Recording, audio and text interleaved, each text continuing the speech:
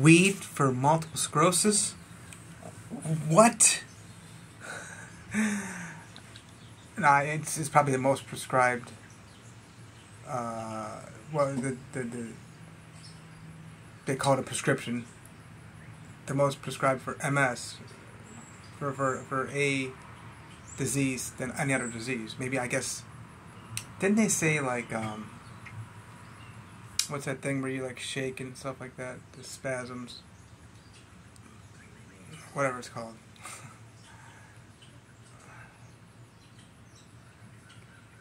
The side effects of weed, which is extremely potent.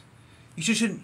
Any doctor will tell you. I mean, yeah, there's gonna be some doctors who will tell you, oh yeah, it could help out with this disease or that disease or whatever.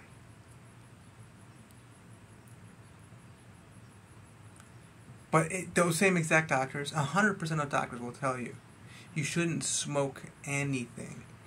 And I get it, you know. You can vape instead, right? That's the way to go. There's studies that show that now researchers are finding that the way the stuff is bud, okay, is filtered, is creating heavy metals, most specifically titanium. That's great, right? But you shouldn't smoke anything. It dries out your mouth, and you wonder why eventually you get cracked teeth or cavities or gingivitis, gum disease. Alright, so I was diagnosed with MS, multiple sclerosis, primary progressive, 1997. The symptoms since 93. It's not like they couldn't figure out what it was. It's just we never thought to go to the doctor for anything. I had issues with walking and well, the eyesight. I got another another disease called an eye disease called Leber's hereditary optic diagnosed in 97. And other neurological diseases have popped up throughout the time. I'm fine. I can move both my arms. I can. Sorry, ladies, I'm not naked. But I'm not wearing any underwear. And the gay guys too. You like to see me. Okay, right now, today is the 9th of July, 2024. I'm in New Philadelphia, Ohio. Temperature, they're calling for a high today of 91, 92-ish. It's cloudy right now, and I don't think we're going to even hit upper 80s, maybe 86, 87. But it's nice. Florida, I miss you.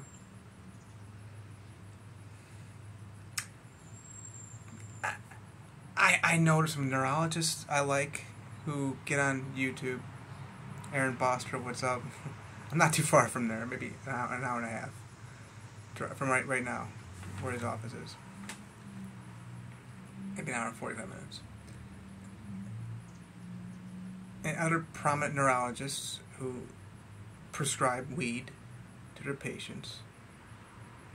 I wish I could think of that. Topsy. It's a shaking thing. Why can't I think of what it's called? Epilepsy. I think that's the most prescribed disease. That disease has the most prescriptions of weed for it, and then MS is like right up there, right close. But it's like, okay, now I've smoked weed.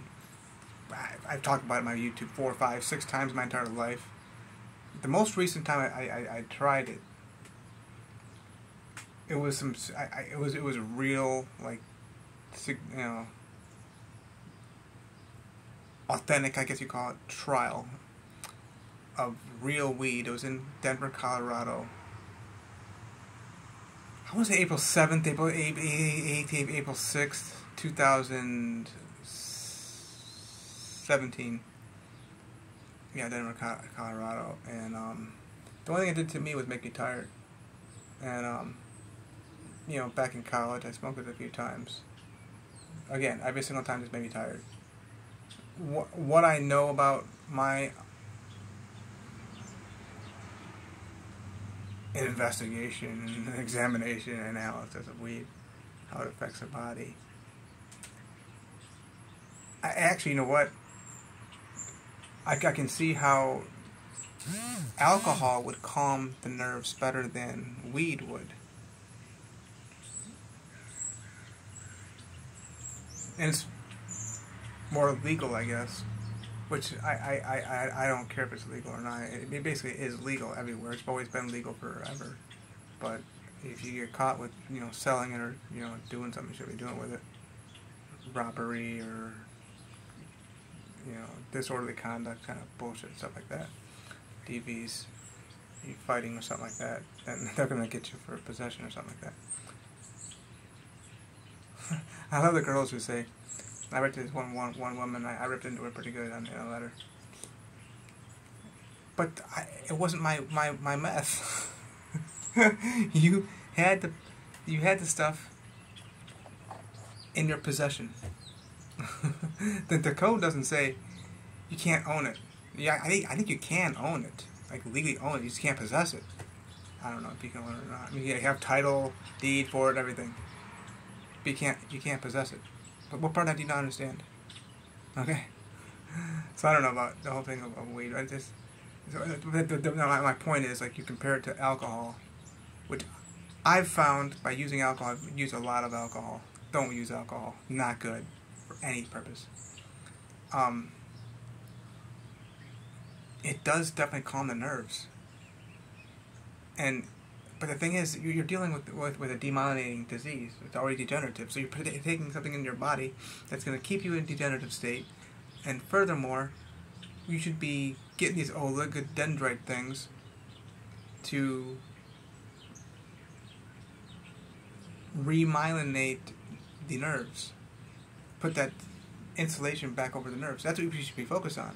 And we already know that even with epilepsy, you're not going to be healing, you're not going to be putting your body into any kind of state of healing whatsoever. There goes USPS. They got these new trucks now. They're really kind of like little minivans. They're really kind of cool. They already came by. So